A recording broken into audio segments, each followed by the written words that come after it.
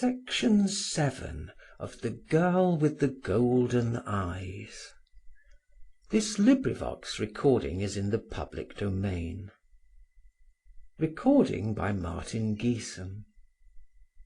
The Girl with the Golden Eyes by Honoré de Balzac.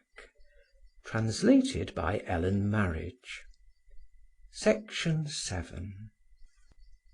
For the next and succeeding day, Henri disappeared, and no one knew what had become of him. His power only belonged to him under certain conditions, and happily for him, during those 2 days he was a private soldier in the service of the demon to whom he owed his talismanic existence. But at the appointed time, in the evening, he was waiting, and he had not long to wait for the carriage. The mulatto approached Henri in order to repeat to him in French a phrase which he seemed to have learned by heart. "If you wish to come," she told me, "you must consent to have your eyes bandaged." And Cristemio produced a white silk handkerchief. "No," said Henri, whose omnipotence revolted suddenly. He tried to leap in. The mulatto made a sign, and the carriage drove off. "Yes!" cried De Marsay, furious at the thought of losing a piece of good fortune which had been promised him. He saw, moreover, the impossibility of making terms with a slave whose obedience was as blind as the hangman's. Nor was it this passive instrument upon whom his anger could fall. The mulatto whistled. The carriage returned. Henri got in hastily. Already a few curious onlookers had assembled like sheep on the boulevard. Henri was strong. He tried to play the mulatto. When the carriage started at a gallop, he seized his hands in order to master him and retain, by subduing his attendant, the possession of his faculties, so that he might know whither he was going. It was a vain attempt. The eyes of the mulatto flashed from the darkness. The fellow uttered a cry which his fury stifled in his throat, released himself, threw back De Marsay with a hand like iron, and nailed him, so to speak, to the bottom of the carriage. Then with his free hand he drew a triangular dagger and whistled. The coachman heard the whistle and stopped. Henri was unarmed, he was forced to yield. He moved his head towards the handkerchief. The gesture of submission calmed Cristemio, and he bound his eyes with a respect and care which manifested a sort of veneration for the person of the man whom his idol loved. But before taking this course, he had placed his dagger distrustfully in his side pocket and buttoned himself up to the chin. "That nigger would have killed me," said De Marsay to himself. Once more the carriage moved on rapidly. There was one resource still open to a young man who knew Paris as well as Henri.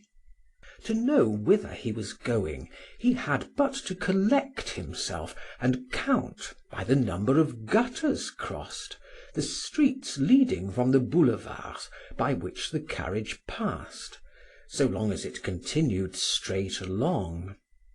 He could thus discover into which lateral street it would turn, either towards the Seine or towards the heights of Montmartre, and guess the name or position of the street in which his guide should bring him to a halt. But the violent emotion which his struggle had caused him, the rage into which his compromised dignity had thrown him, the ideas of vengeance to which he abandoned himself, the suppositions suggested to him by the circumstantial care which this girl had taken in order to bring him to her, all hindered him from the attention which the blind have, necessary for the concentration of his intelligence and the perfect lucidity of his recollection. The journey lasted half an hour. When the carriage stopped, it was no longer on the street. The mulatto and the coachman took Henri in their arms, lifted him out, and putting him into a sort of litter, conveyed him across a garden. He could smell its flowers and the perfume peculiar to trees and grass. The silence which reigned there was so profound that he could distinguish the noise made by the drops of water falling from the moist leaves. The two men took him to a staircase, set him on his feet, led him by his hands through several apartments, and left him in a room whose atmosphere was perfumed, and the thick carpet of which he could feel beneath his feet. A woman's hand pushed him onto a divan and untied the handkerchief for him. Henri saw Paquita before him, but Paquita in all her womanly and voluptuous glory. The section of the boudoir in which Henri found himself described a circular line, softly gracious, which was faced opposite by the other perfectly square half, in the midst of which a chimney piece shone, of gold and white marble. He had entered by a door on one side, hidden by a rich tapestried screen, opposite which was a window.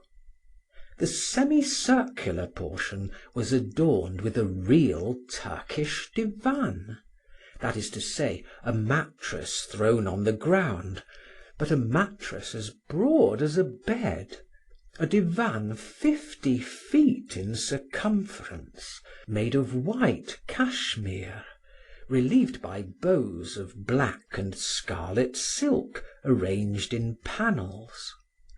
The top of this huge bed was raised several inches by numerous cushions, which further enriched it by their tasteful comfort.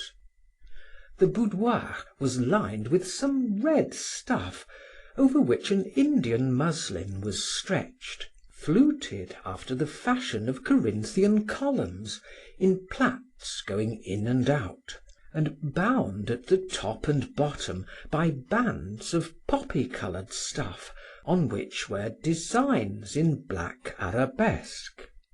Below the muslin, the poppy turned to rose, that amorous color which was matched by the window curtains, which were of Indian muslin lined with rose-colored taffeta, and set off with a fringe of poppy color and black.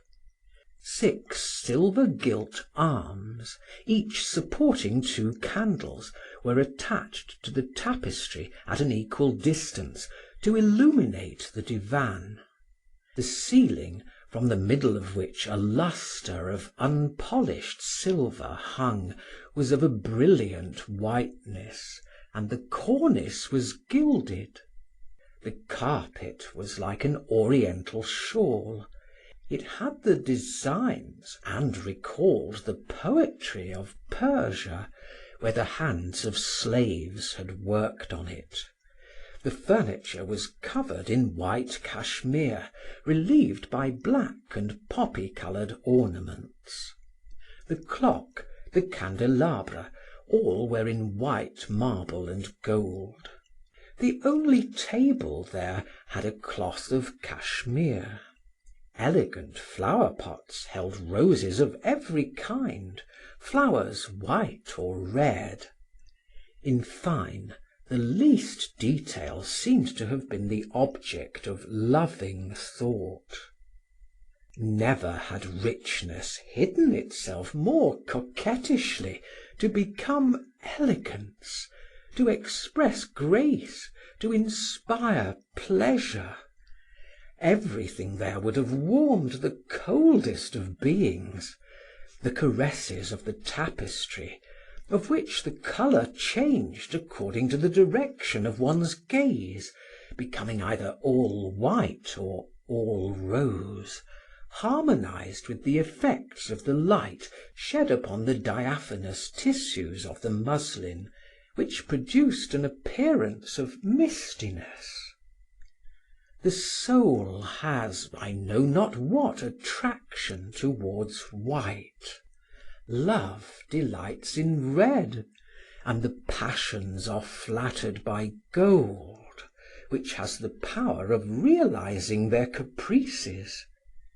Thus all that man possesses within him of vague and mysterious, all his inexplicable affinities, were caressed in their involuntary sympathies.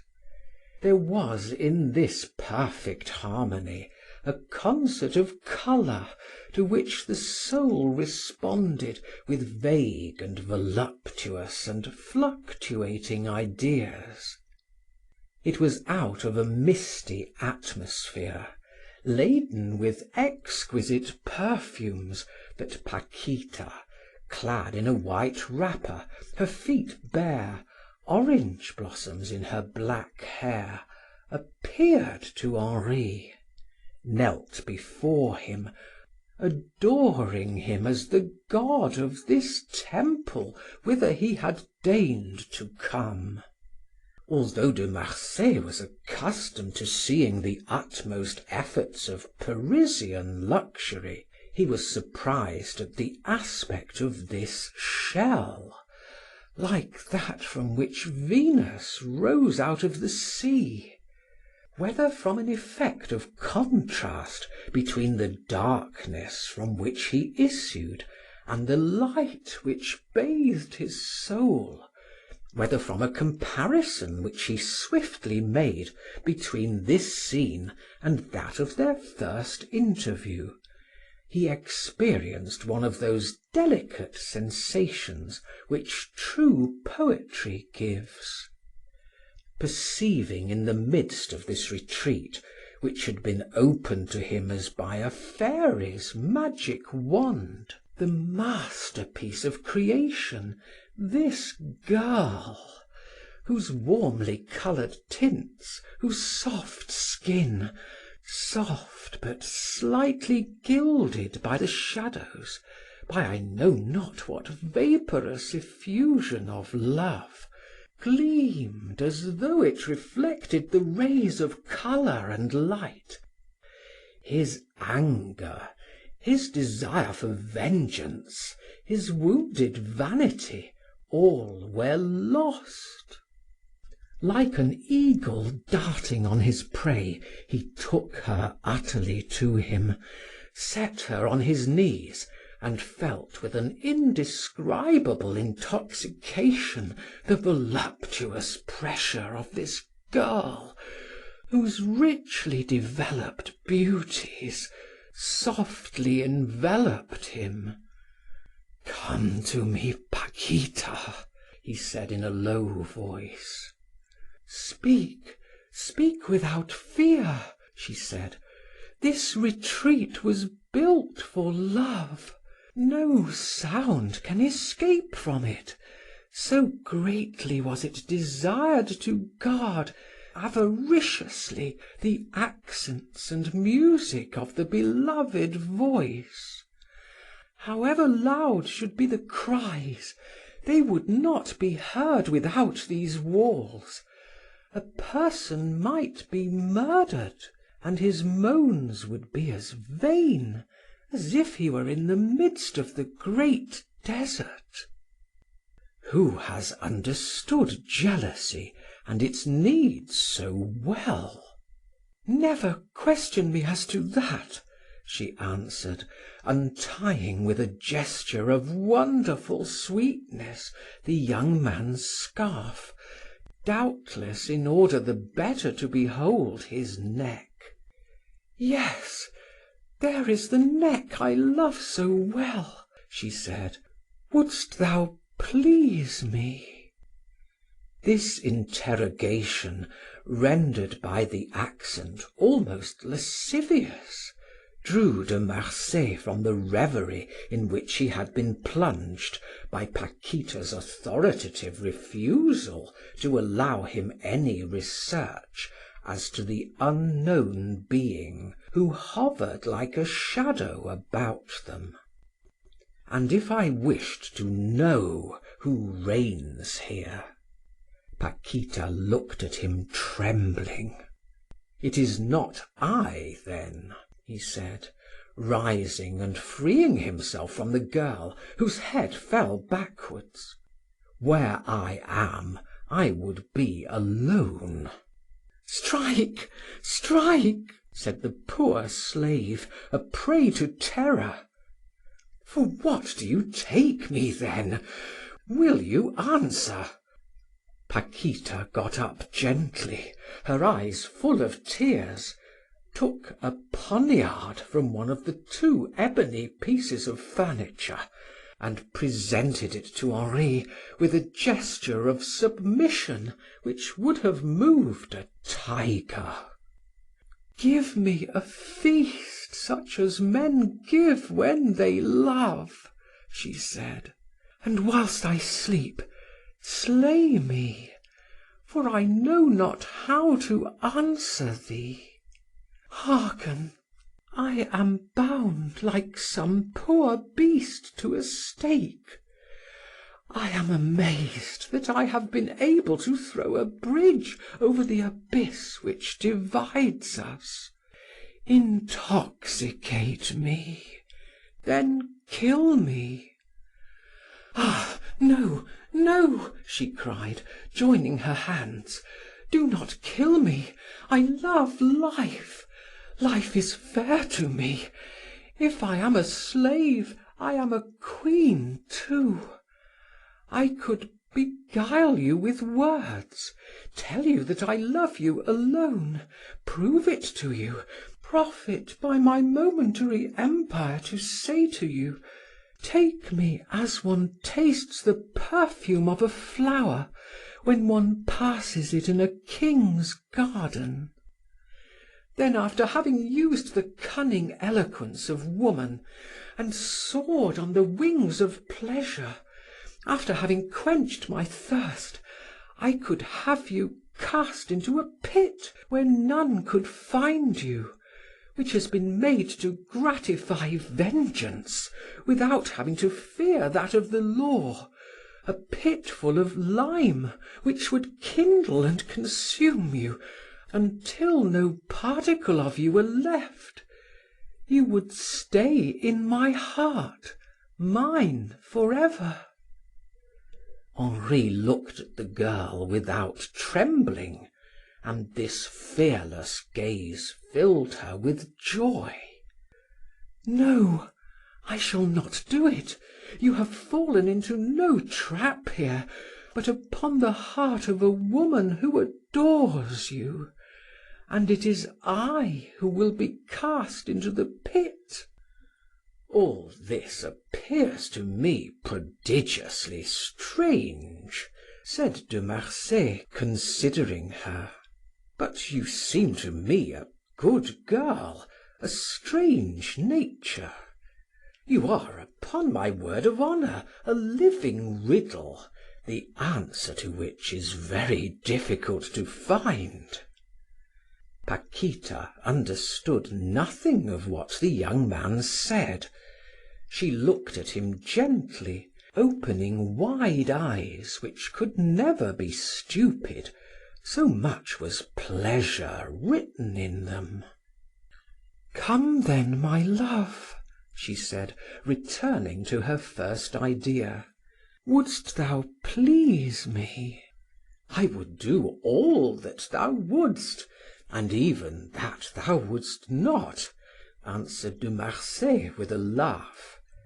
He had recovered his foppish ease, as he took the resolve to let himself go to the climax of his good fortune, looking neither before nor after. Perhaps he counted, moreover, on his power and his capacity of a man used to adventures, to dominate this girl a few hours later and learn all her secrets.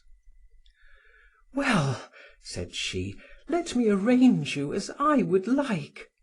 Paquita went joyously and took from one of the two chests a robe of red velvet, in which she dressed De Marsay, then adorned his head with a woman's bonnet, and wrapped a shawl round him. Abandoning herself to these follies with a child's innocence, she laughed a convulsive laugh, and resembled some bird flapping its wings, but he saw nothing beyond. End of Section 7. Recording by Martin Geeson in Hazelmere, Surrey.